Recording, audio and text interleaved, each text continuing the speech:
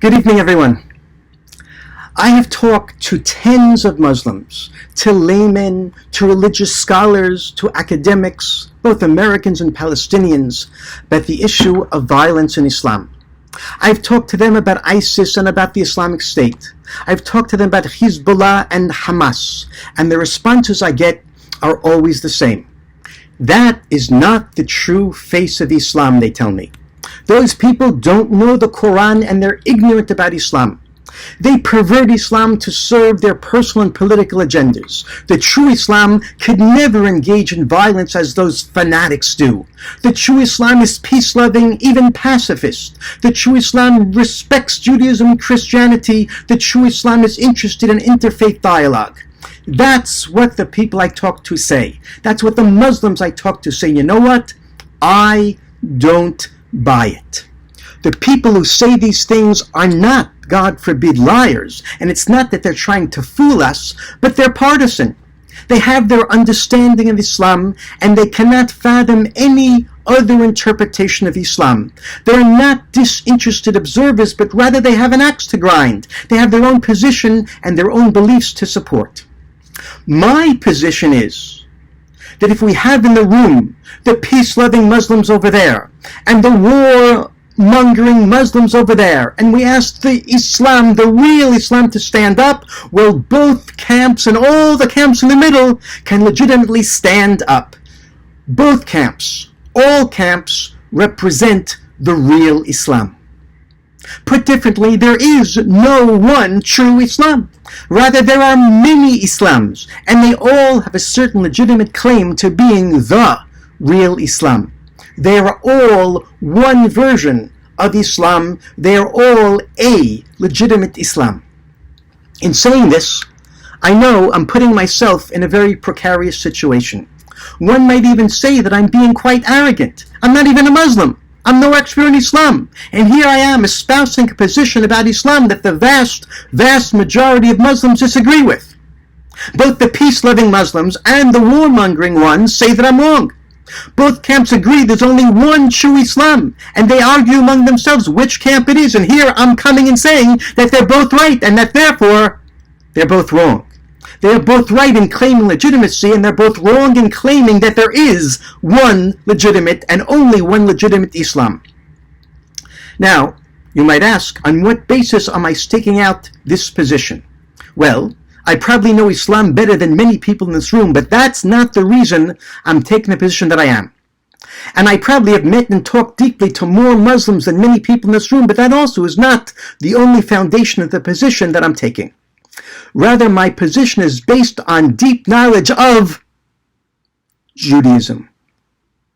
Judaism I know well, both as a rabbi and as an academic. And I know that Judaism and Islam are very similar, much more similar in many ways than Islam and Christianity.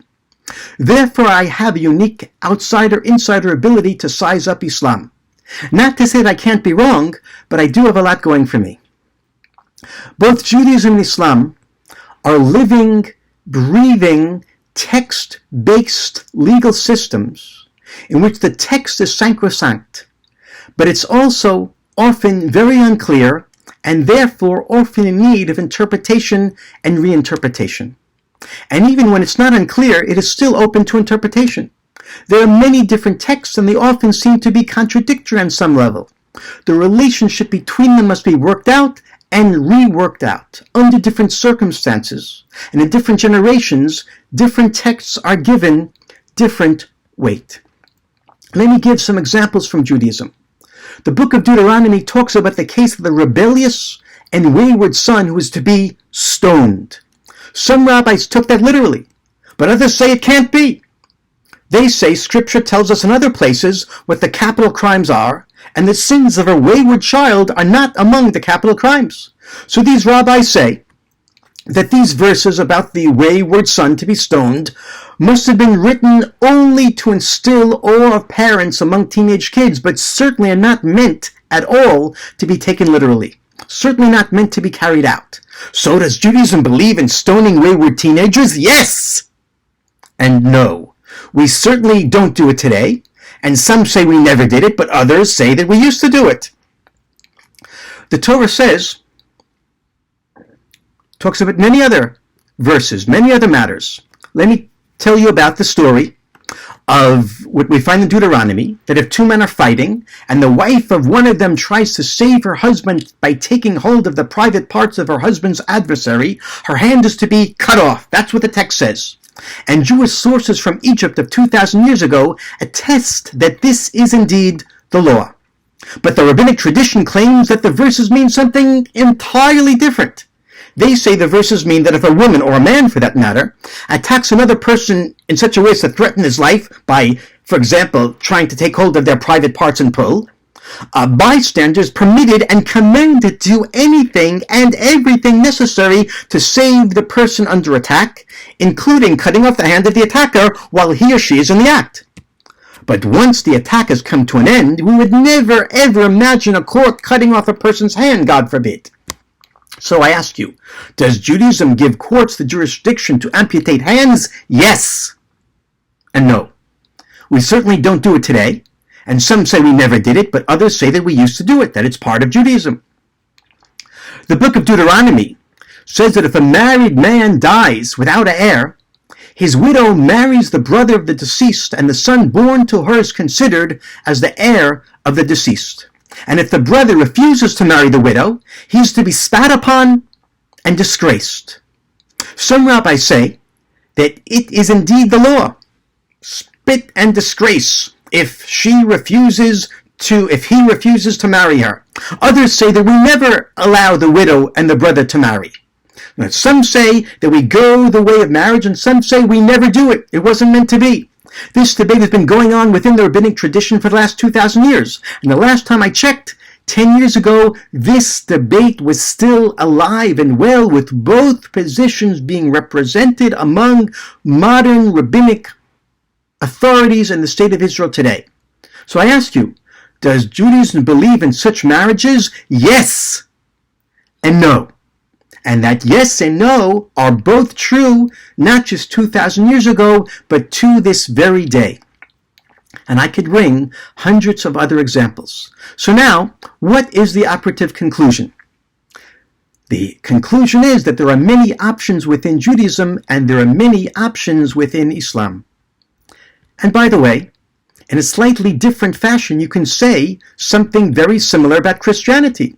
There are hundreds of different sects operating today, and many have very, very different beliefs and practices. They're all based upon the same Old and New Testament, and the same Jesus of Nazareth.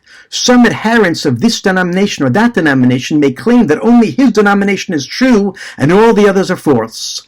I would say that all the denominations have a certain legitimacy. And why do I say that? Because religion is as religion does. Religion is what it says it is. Religion is a sociological phenomena. If Catholics say they are Christians and have any foundation at all for their claim, then they are. If Methodists say they are Christians and have any foundation at all for their claim, then they are. Are there any a priori boundaries or definitions? Perhaps they are. Perhaps there are. But they are very broad, very flexible, and are themselves open to debate and interpretation. Where does this leave us? The question, will the real Islam please stand up, is the wrong question. There are many Islams, and they are all the real Islam. There is a violent and arrogant Islam, and there is an Islam that is peace-loving and compatible with Western democracy. The question is not, will the real Islam please stand up? Rather, the question should be, which is the Islam that we would like to see prevail? And the second part of the question is, the real question, what can we do, if anything, to aid the peace-loving Islam that we prefer to prevail? And I'll tell you, we can do something. It's very simple. We can accept Muslims into our hearts and into our communities. We can show them brotherhood and understanding and love and acceptance. We can help them to get along in America. This is what encourages the peace-loving Muslims to continue in their peace-loving ways and in their peace-loving interpretations of the Quran. And it's not that we can do these things, but rather that, in my opinion, we must do these things. Of course, these are the right things to do, but they are also the smart things to do. If we want to encourage peaceful Islam, and if we want to discourage violent Islam. When we show prejudice against Muslims, when we act hatefully against Muslims, when we discriminate against Muslims, we are giving ammunition to those Muslims who say that the only way is the way of force and violence. When Muslims feel unwanted and alienated in America, that's when they turn to violence, and that's when they begin to emphasize the violent texts in the Quran. When we show Muslims love and acceptance, they themselves tend to the way of love and acceptance and begin to emphasize and to continue to emphasize the many benevolent texts in the Quran. So the question is not, which is the real Islam, but rather, which is the Islam that we want? Thank you.